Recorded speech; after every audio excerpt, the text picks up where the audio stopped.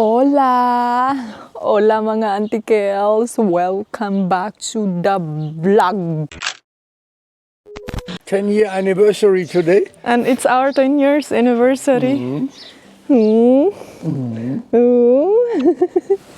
Hi lang!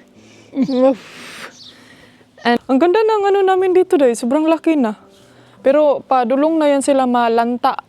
Malalanta ang ating buhay. And today is our happy anniversary, my love. Today is our happy anniversary. Our 10 years 10 anniversary. happy years. Ako daw yung nanalo, day. I'm the winner of all his sexy lady.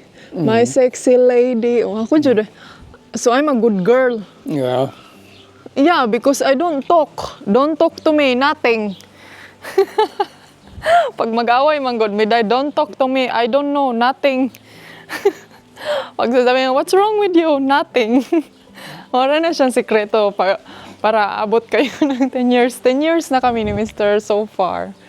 And so many trials in our relationship. Hindi naman siya as in trials na like mga ano, yung mga ano lang, mga problema sa buhay, ganyan. And we are so thankful kasi we have so many blessings this time and this year na hopefully I can share with you mga auntie calls. Charing. Naisa ka. Auntie calls dire, oh. Felix, the viewers ba, I keep looking at you and asking, where are you now? Hoy, where are you now? Where is Felix? Where are you now? Hoy lang, daghanag silhigon ni Daddy din lang, oy. Dapat malilhig na ni si Daddy mag-vacuum. Wala na day, nahog na iyahang kuan. Yung car namin is hindi pa siya tapos mga antikel. So, hindi pa natapos yung papers. Ang dami ding nagtatanong, sagutin ko na lang ito lahat, no? Auntie Kadayers, ano bang nangyayari sa car nyo? So, shout out sa mga antikels natin na nag-message doon sa akin sa Messenger. Nag-inquire sa ating mga personal perfume signature. Ang nangyari lang talaga is need namin i-import yung car dito kasi before kasi na, pagbili kasi namin yan is doon yan sa Germany. So nakaregister yan sa German dog. Ngayon namin nalaman mga antikels na di man day siya lalim day. Perte jung hasula, daghag kuti, iklabot, chutso, and then pero I hopefully na masolve nila no kay mahal kayong bayad mga antikels, first payment 5,000 euro. And then, pero at least na-solve nila ba, na-check nila yung car, ganito, ganyan. Yung inano lang is yung pag-register na jud ganyan, ma-import.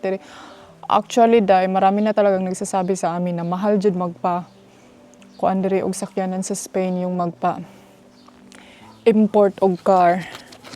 Pero need kasi namin tong i-import mga antikadayers kay pag di namin to siya i-import, then wala na kaming bahay doon sa Denmark.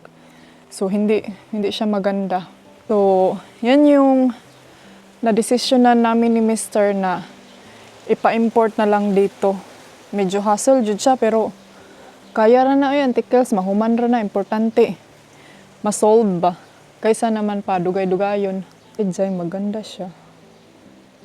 Kaya ko ano, ang ganda ng weather na ngayon, bukas mainit na. Kailangan kong ilipat tong sirens ko naman dito sa kabila kay murag.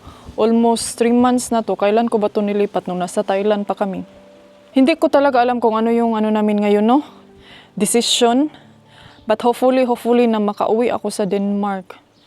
Ang problema karon day wala pa sakyanan, no? Tapos si Felix, unsaon man na mga antikils, and then saan kami matutulog doon sa bahay ni Mama? Pwede naman, and then may mga importante kasing bagay na gagawin dun sa Denmark ba na ayaw ko pa siyang i-disclose for now kasi it's the matter of waiting sa tano kay para surprise, o diba? So meron tayong revelation, maybe siguro sa July, malalaman nyo na, end of July. So yan yung pinakamalaking revelasyon ng aming buhay. Unsa na, Auntie Girls? Buntis ka, no? Katawa ko ninyo mga Jay. Auntie Kels, nagparitoke kada ko lang yung tutoy. Nag-comment dito sa Facebook ba, Uy, laki lagi ng tutoy mo, nagparitoke ka, buntis ka. Basta, revelasyon na siya karong kuan, ngayong July. Ang kasuga sa TV. Rinig niyo dyan, Jay, umabot ba sa inyong lugar? Saan kayo? Comment down kayo, Bi, kung saan sulo kayong mundo ngayon na kapanood sa aking vlog.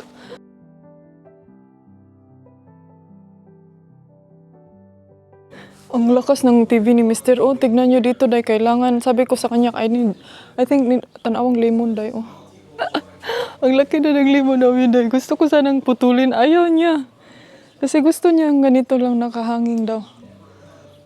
Ganahan na siya mga antikels magtanaw sa mga ganyang bagay. Hi! Good down, do! Badin ha, do Felix ya. Hi, Felix. Now we have to check your passport. Because we never know if you're gonna go with us. So we have to make ready your passport for travelers ke. Ang ganda mga antikels. Ah, diba?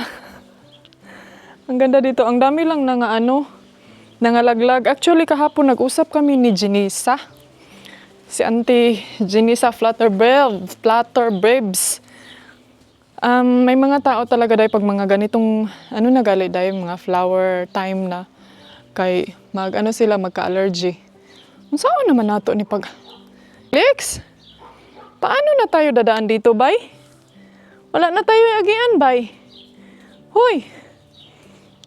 Ha? Saan naman eh?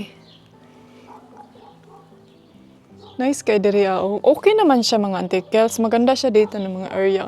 Masarap sa mata tignan ba? Pero wala naman po may kaagian. Uy, nasobrahan naman po si Dodong pagka-lashes. Na-overlash naman po ni siya. Lalo na dito, wala na si Felix. Ito yung gusto ni Felix ng mga senaryo. Yung nasa ilalim siya ng mga puno. Lang. Felix ya. And alam nyo ba, ngayon ko na-realize na worth it jud ang ako ang bilar. Kasi yung Lady in Red na perfume, pinaghirapan ko talaga yan dahil gibilaran yun na sa inyong antikels o halos isa ka semana, halos tag alas 2, alauna na matulog, alas 3 kay for the sake of editing lang yun no, para ma-create yun ako ang level of the level. Para may sarili akong level. So this level is gonna be released next week siguro. So hopefully na lahat maka-avail. Meron lang akong 20 pesos every order ko. So, last time ba, di ba, about sa reservation, may nagsabi kasi sa akin na dapat antikels ka nang magbayad daw og half. Yes, nagpabayad ko og half. May dalawa or isa na lang ata yun. Humabol talaga si antikels dahil niya ako na lang atras sa banti na lang ako ang mga nanggibayad og ang wala ko, umentag ka ng... Kaya meron kasing mga waiting. Kasi last week, yung 20 pesos ko, lahat sila day reserve. Thank you, Lord, Jud kaayo, no? Thank you, Jud, kay sa inyong trust. Nakana, Jud ko nga. Na, Jud, may salig sa inyong anti-ka-dyers. Sabi ka. Kaya, uy, lisod ba mag-trust ka ron, no? I understand, Jud, sa mga... Kanaging, alam nyo, may mga nag-message sa akin na, ikaw ba talaga to anti-ka-dyers? Ikaw ba talaga to ani? Gusto nila makipag-video call. Pero mga antikels, dito kasi sa Facebook page na messenger, why video call? I'm not sure kung unsa akong dapat pwede buhaton ani. I-turn on ba na ako? Na ba ko'y pinduton ani? Pero pangitaan ako nag-way para jud po di mo mabudol, no? Kay kabalo ko dahil nga daghan pug mga manbudulay, basta ito lang jud ang tandaan nyo. Walay lain nagbaligya sa anis kayo mga 30 ml to 100. Wala ko nag-expect mga antikels na ganun kalaki yung pagtitiwala nyo sa akin. Doon ko talaga na-realize sa akin sarili no niya nga kanang maski nung sa giday ka dili juday nimo ka na-realize na ko mga antikels ba nga dili juday nimo hindi talaga kailangan nun na magiging sikat ka, viral ka, marami yung view mo for the sake of view. Kay meron talagang tao na gustong nanonood sa'yo na hindi mo lang alam na gustong-gusto ka talaga nila. Doon ko talaga na-realize mga antikels na kasi meron ang daming nagme-message sa akin now na nanonood lang ako sa video mo, na hindi ka ako nagko-comment, lagi I mean, yung parang ganun na, kasi minsan masasabi ko sa aking sarili na, ay, gamay naman akong view, and then, feel na ko ba nga, ay, kay dili clickbait, one mo na. Pero karon ako, murag nasingin sa akong life, no, dili day ngunana, day, dili, hindi pala ganun. To na, nag-realization na po na inyong articles. Napunta na, oh, padulong na ni padong na ni trapo-trapos luha.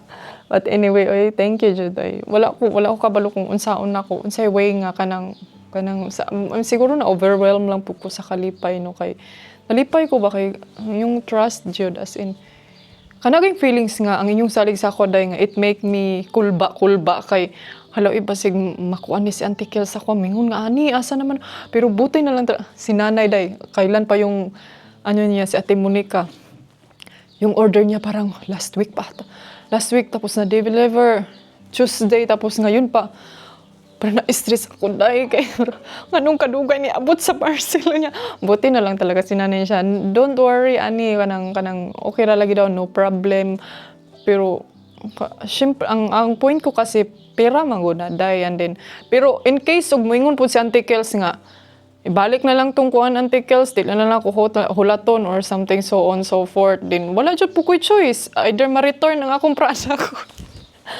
or i-ripanan dyan ako siya, day. Kay, dili man dyan po na ito mapugos ang tao, no. And then, meron din ang isang nakaka-touch sa aking puso ba is yung, sabi niya na, day, kanang kulang pa man akong kulang pa man yung pera ko, day, oy, kasi pangbalon daw ng mga bata. Sumura ko nga, tas, relax lang.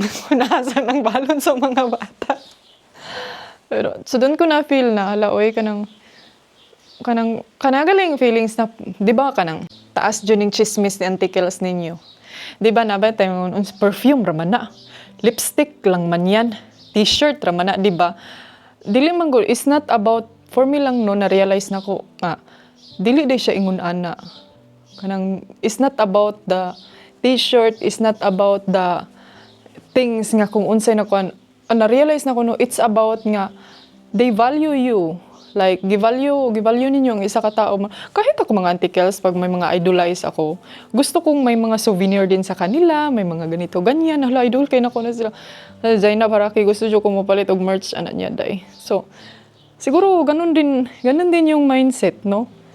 Na, kaya, before kasi, hindi talaga ako mga ganyan, mga Auntie Kels, kay, feeling ko ba, kaysa may mapalitan ng lipstick, daghan na magnamaligag lipstick. And then, daghan na magnamaligag perfume. Na, may nag-comment ka dito, dami na nagbebenta ng perfume, hindi na yan ano. Pero, hindi ko siya inanod dahil kasi, doon ko din na ano sa sarili kong na, bakit ako magagalit is hindi naman, it's not about like, I want to sell perfume kay gusto ko mo dato o gusto ko mo, it's not about that. It's about like, the meaning of, kinsa na si Ani, ay kato man ang namaligag perfume nga The Lady in Red, kato still red lipstick, ayaw mga to. Katong ang balay nila kay all red jodo, di ba? So munang it's make me kanang dili lang kay sa hindi lang sa YouTube niya ako nakikita like na ako'y remembrance gali anak niya. And so yun, actually mga Auntie Kels na ako'y card gipabuhat. Then medyo na damage siya. So siguro sa kuan to ba sa kanagaling sa nabuot siya dito sa karton. Ngayon I do my best na kining malagyan ko talaga ng card. Next ngayon na release ko, malagyan ko talaga ng card. Thank you na successful ang inyong Auntie Kadayer. Successful. Kuanday, worth it. Ang bilar gyud Auntie Kels. Worth it kayong bilar, day. Kanaging feelings nga. Hey, darling, can I tell you what's been on my mind? Sick and tired of the 9 to 5 in the city life.